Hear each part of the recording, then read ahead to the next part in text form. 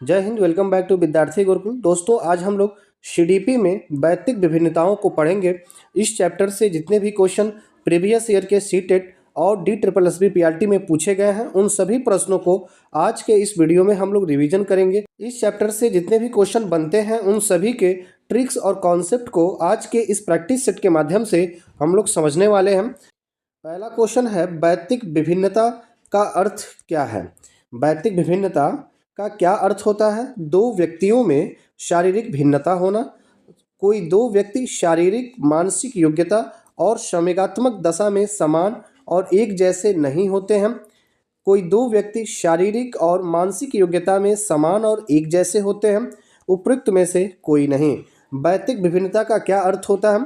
तो जब दो या दो से अधिक लोगों के बीच शारीरिक, मानसिक और संवेगात्मक रूप से उनमें किसी प्रकार की कोई समानता नहीं होती है, तब यह वैयक्तिक विभिन्नता कहलाता है।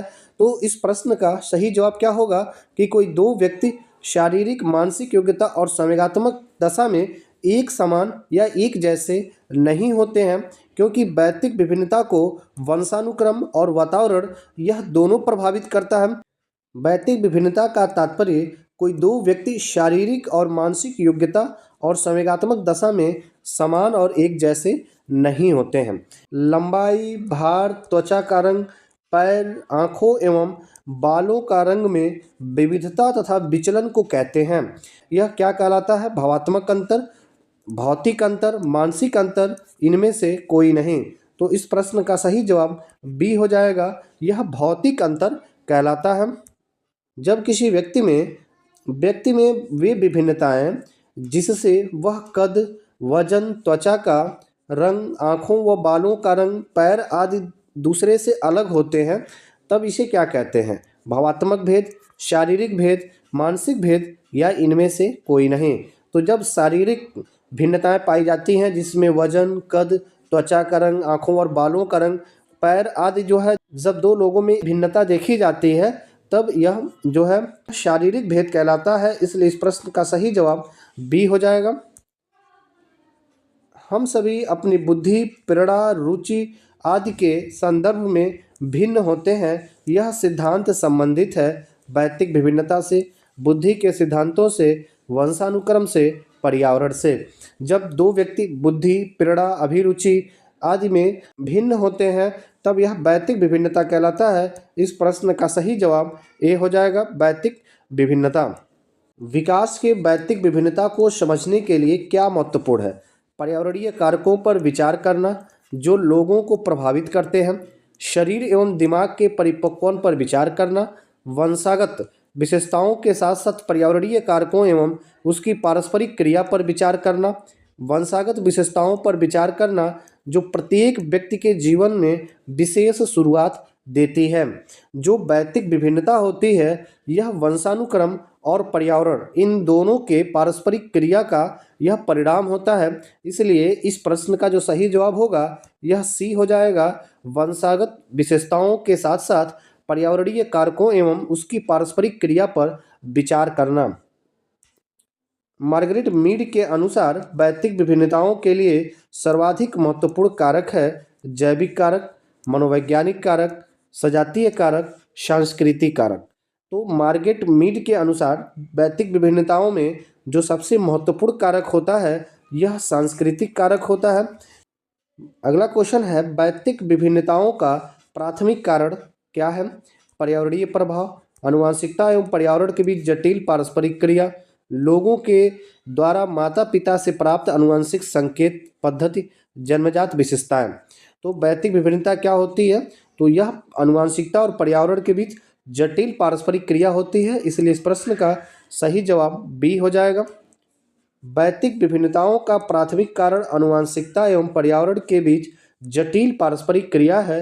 अनेक मनोवैज्ञानिक शोधों ने यह सिद्ध कर दिया है कि अनेक शारीरिक, मानसिक तथा व्यक्तित्व संबंधी विभिन्नताओं के लिए वंशानुक्रम काफ़ी सीमा तक उत्तरदायी होता है। इसी तरह जिस प्रकार के वातावरण में बालक रहता है, उसी के अनुरूप उसका शारीरिक, मानसिक, संवेगात्मक तथा चारित्रिक विकास होता है। इन दोनों के पारस्परिक अंतःक्रिया के कारण ही वैयक्तिक विभिन्नता उत्पन्न होती है।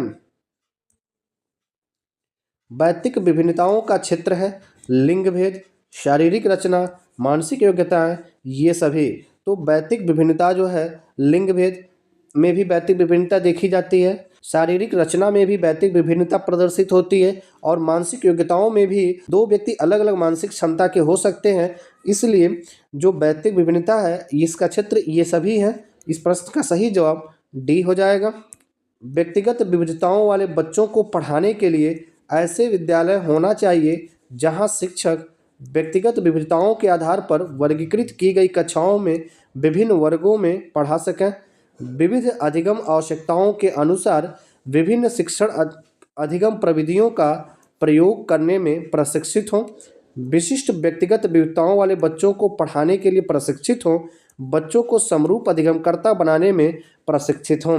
तो व्यक्तिगत विविधताओं वाले बच्चों को पढ़ाने के लिए शिक्षक को अलग अलग शिक्षण अधिगम, जिसे हम बोलेंगे कि विभिन्न प्रकार के शिक्षण अधिगम प्रविधियों का प्रयोग करना चाहिए और इसका ज्ञान शिक्षक को होना चाहिए। शिक्षक इसमें प्रशिक्षित होना चाहिए बच्चों की अलग अलग आवश्यकताओं को ध्यान में रखते हुए।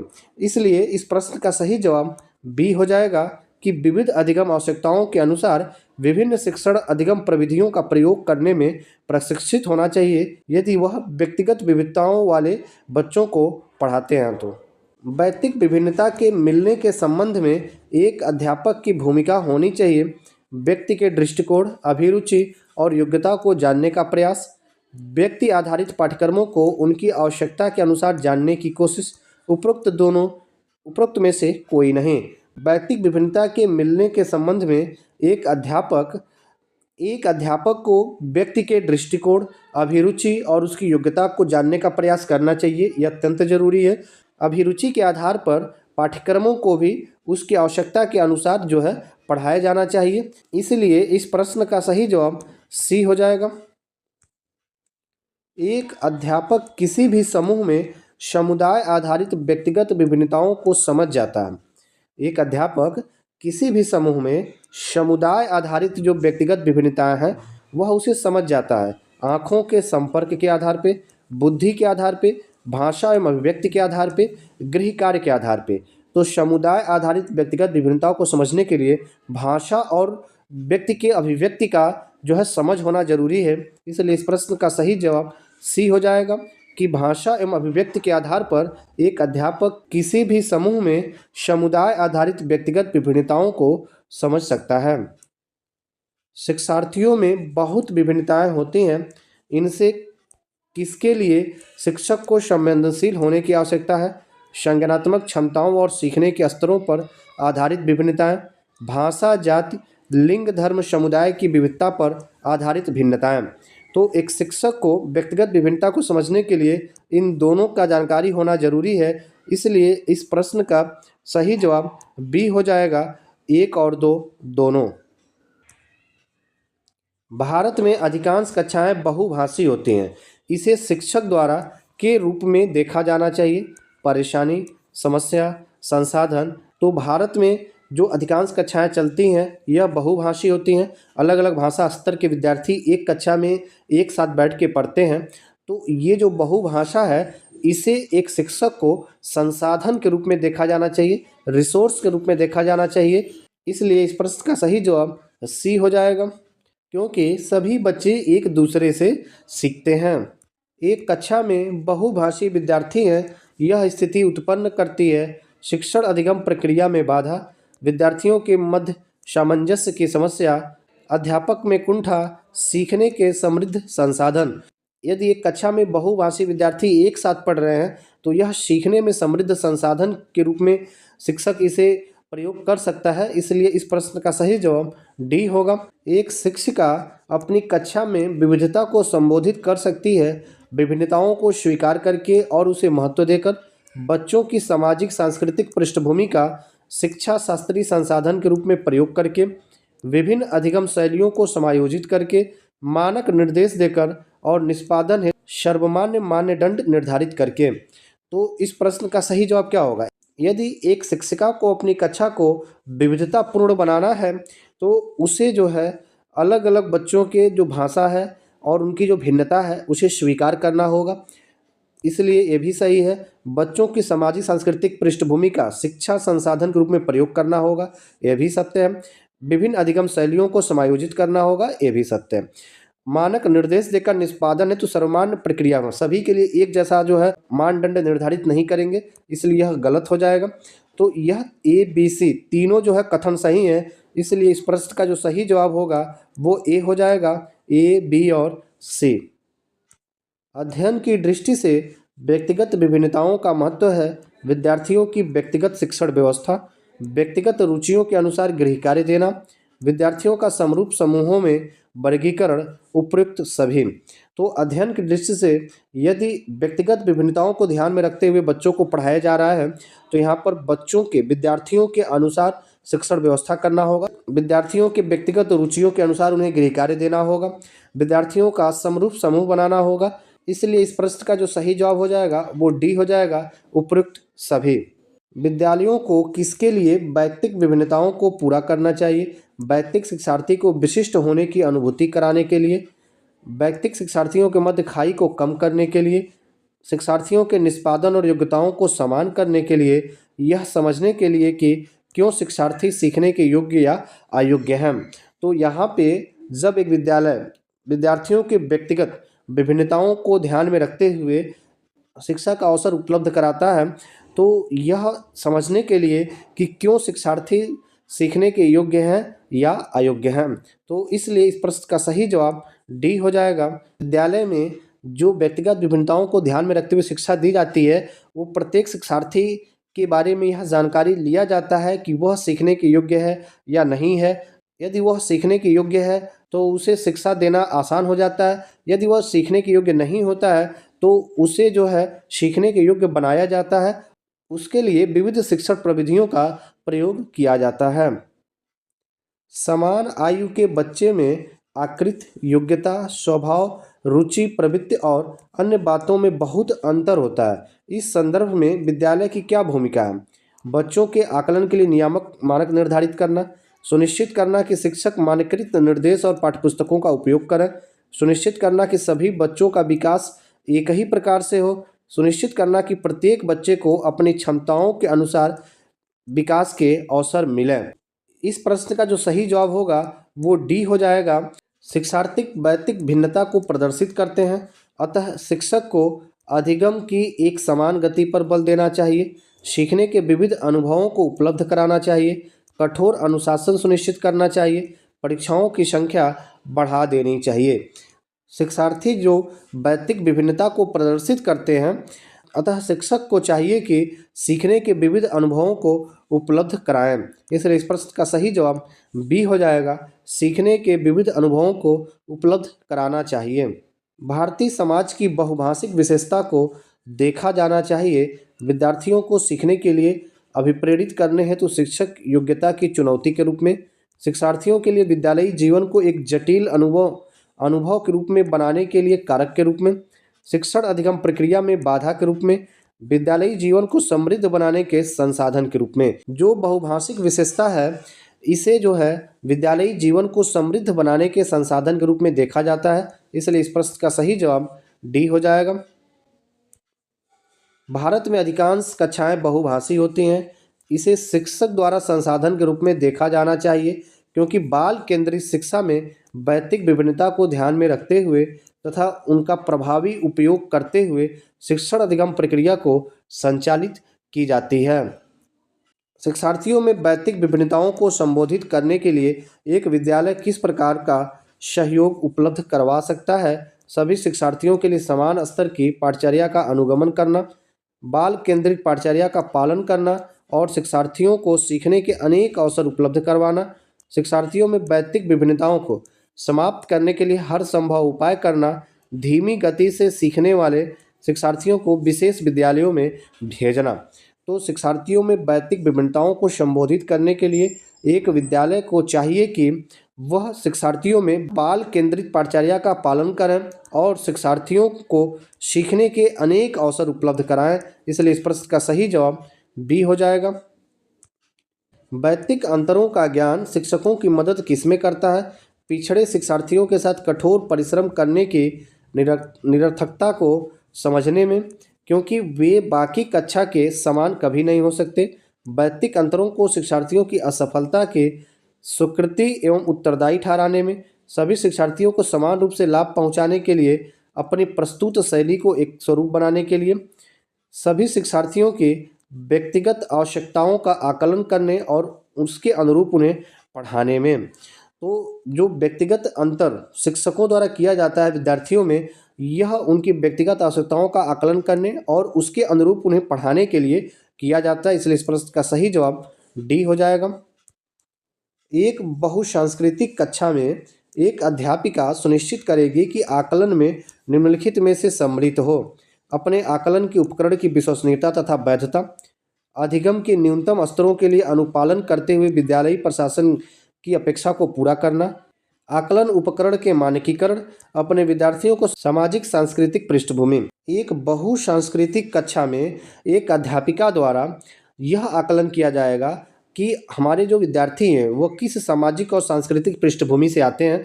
इस आकलन से विद्यार्थियों के वैयक्तिक विभिन्नता के बारे में पता चल जाएगा और उनकी आवश्यकता के अनुरूप उन्हें शिक्षित किया जा सकेगा। इसलिए इस प्रश्न का सही जवाब डी हो जाएगा। विविध प्रकार की सामाजिक, आर्थिक और सांस्कृतिक पृष्ठभूमि के बच्चों से युक्त कक्षा सभी विद्यार्थियों के अधिगम अनुभवों को बढ़ाता है।